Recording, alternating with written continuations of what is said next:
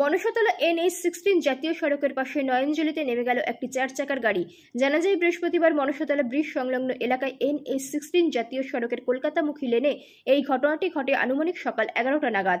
এই দিন পূর্ব মেদিনীপুরের কোলাঘাট থেকে কলকাতার বেহালার উদ্দেশ্যে যাচ্ছিল ওই 4 চাকা গাড়িটি।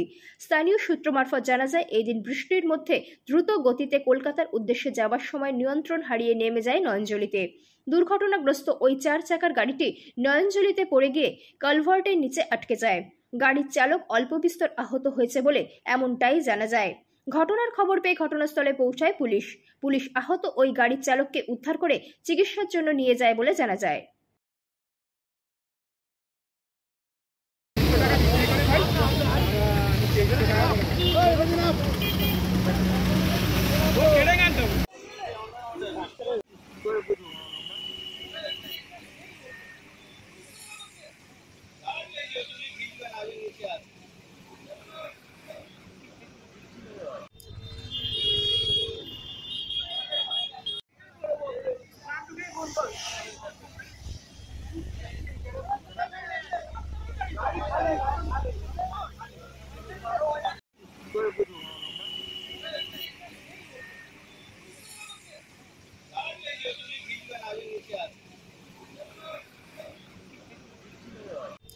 Report G Live News।